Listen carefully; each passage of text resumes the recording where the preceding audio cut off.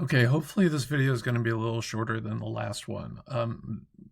We're showing how we're planning on phasing the build for the Eiger-3 Camper, which is based on the Ford Transit 148-inch wheelbase, medium roof, all-wheel drive. It actually might be built on the new Transit Trail, but we're not quite sure which direction we're going at this moment. But anyway, the first step for us will be building the floor and the foundation for this.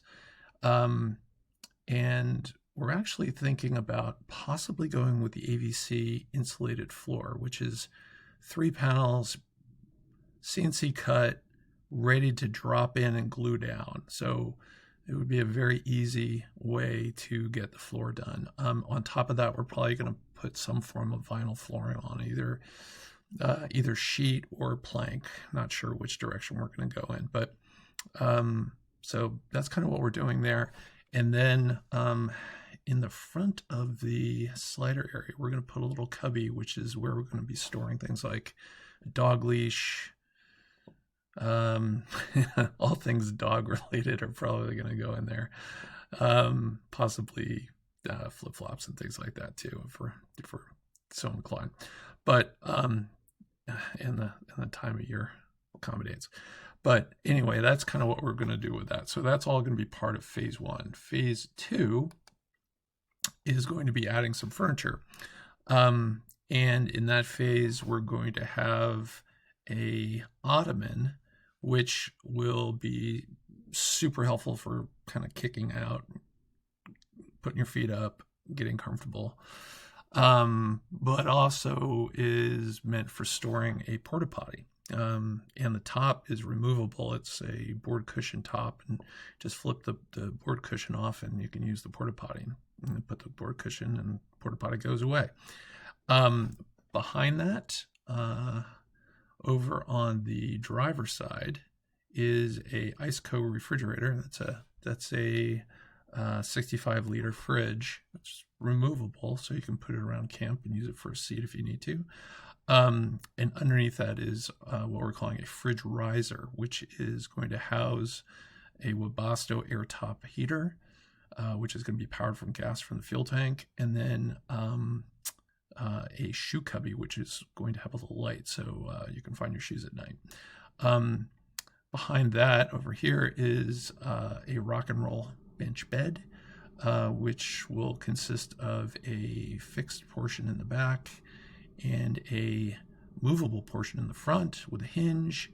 You can pull that out and lay it flat for sleeping.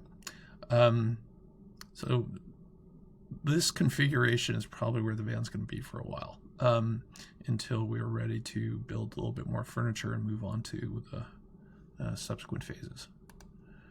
So the next thing we're going to do is build a drawer, a full extension drawer out the back of the bench bed.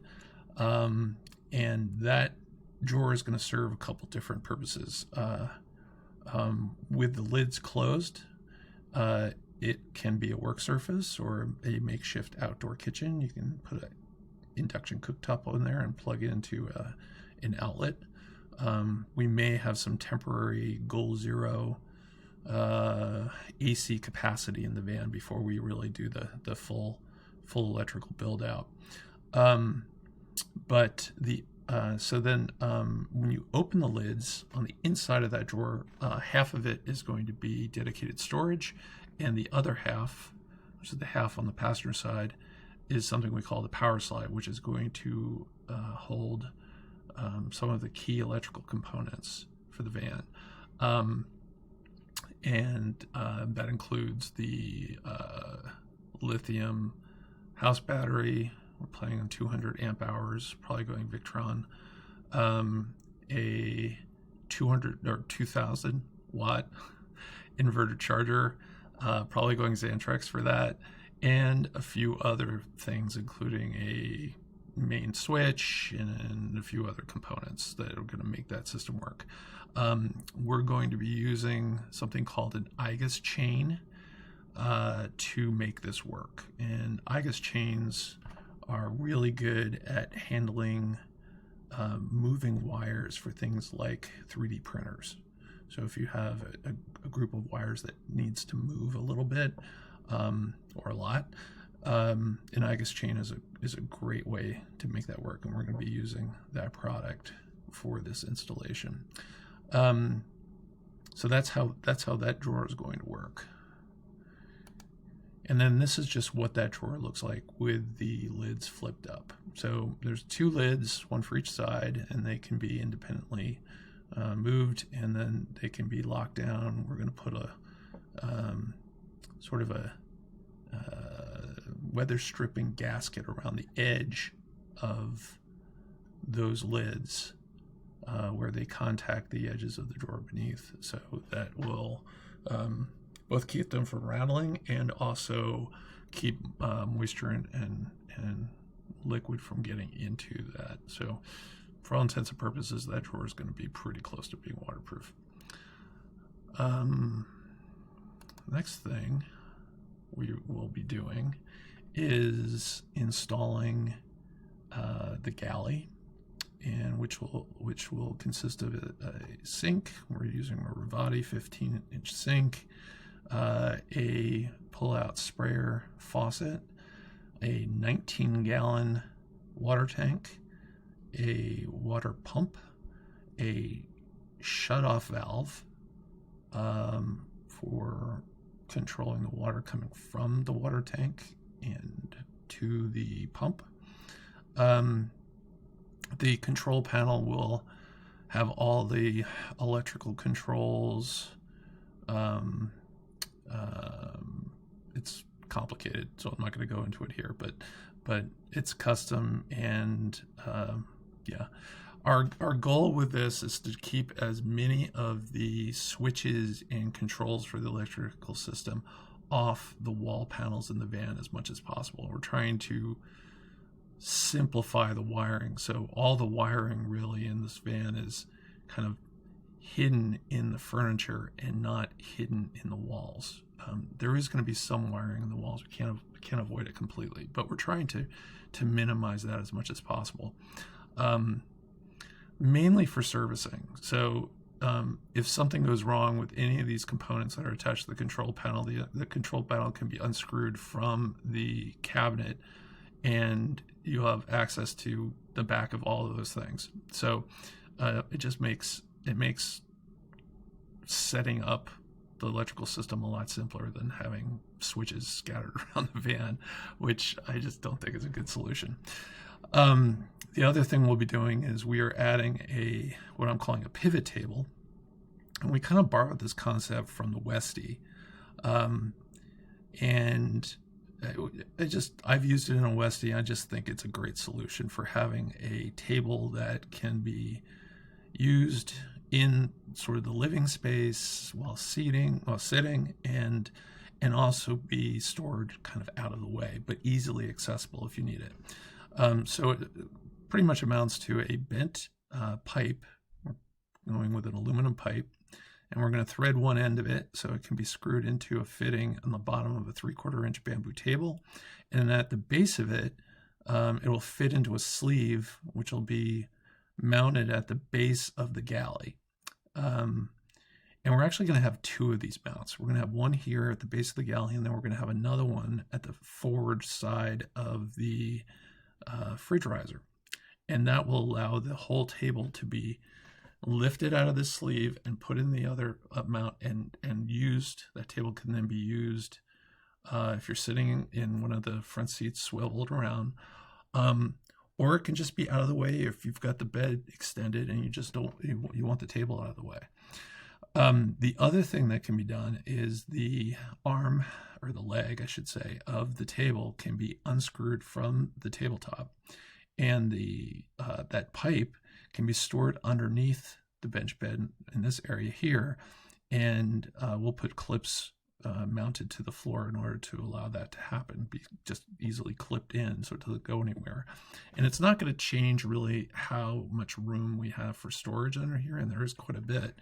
In fact, that's probably where we're going to be putting our bags of clothes and backpacks and things like that. It'll probably all go under there.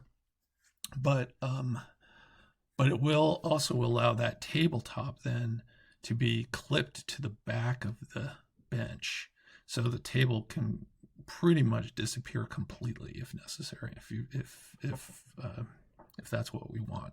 But I think for the most part, it's probably going to be just living in that store position above the fridge, and then we're going to have a little thumb screw, set screw type of thing that will hold that pipe in pretty much any position you want, but it'll certainly hold in that position. So that's kind of what we're doing in that phase. And so after that will be the pop top and the wall panels. So we can't do the wall panels until we get the pop top in. The pop top, we're planning on using the Field Van motorized pop top. It's a fantastic product. They've been doing it for years, and we just love the design. We love how it works. And I've actually spent some nights in a van with that pop top, and it's a fantastic place to sleep. So we really want that for the second bed, and also the headroom that it gets, and also the ventilation. So one of the things that I'm not showing in this drawing is the additional window that we will be providing on the driver's side.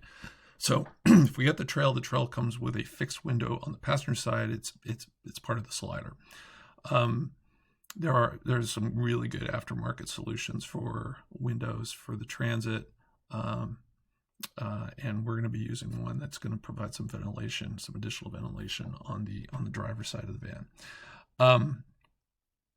The other thing that we are doing is making all the furniture that we're putting into the van modular, and you kind of get that sense of how I'm kind of doing this video. I'm kind of showing piece by piece how we're kind of building it out, and that's because each one of these pieces is a virtual standalone piece of furniture. And we'll have attachment points that will be easy to loosen, easy to remove at the floor, or attached to the wall as necessary. When I show you the full height cabinet, you'll see that we're probably going to have some wall mounts there in addition to the floor. But we know that we're going to have to remove some of this furniture in order to do these wall panels and for the pop top. So that's part of the reason why we're going modular, because we want use of that furniture until we do that work, and then we want to make the space as clean as possible to allow all that work to be done. The last step is the rest of the cabinetry that we're going to be putting in, and the audio system. So on the cabinet side, we're going to be putting a full height cabinet in the back, and that cabinet will consist of a hanging locker on the rear side, a tambour door covered space, which will have 3 adjustable height shelves, an open cubby at the top, which we're planning on using for soft goods like blankets, sleeping bags, pillows, things like that, things that can be stuffed into that space and won't move once they're in there. And then the AC breaker box is also part of that cabinet, and that's located there. The hot water heater and tank, it's a 4-gallon tank. We're using the Bosch AC unit, and we're going to have a outlet on the back wall here that can be plugged into. It's going to have a waterproof cover. There's going to be a little wand holder here for doing outdoor showering in the back. So we've got an outdoor shower set up in the back there. And then we're also going to have this upper cabinet up here. Most of the organization in these spaces is probably going to be some sort of arrangement of soft-sided bins, things like that. We'll probably do a lot of cooking stuff up here, some cooking stuff down here in this cubby in the galley. Probably use this space for pantry and maybe some clothes, and definitely clothes in the back here. The other thing pretty much the last thing I think we'll be doing is the audio system, and that's going to consist of new component speakers in the front, a 5-channel amplifier that will be sized to fit under the passenger seat, and with the adequate amount of power to power all the speakers that we have. And then in the back, mounted to the ceiling, we're planning on using pods that are normally used for wakeboard boats. And the reason why we're using those particular pods, I mean, they're going to look pretty cool, but the reason why we're using that is frankly because I could not find surface mount car speakers that are going to do the job and are going to sound good. They're just very difficult to find. But I did find these things. They're from Rockville, and the particular size that we're using is the 5 1/4 inch size, and we're planning on using kickers for that. So most of the system is probably going to be kickers, with kicker speakers in the front, kicker speakers in the back, possibly a kicker amp, but not quite sure.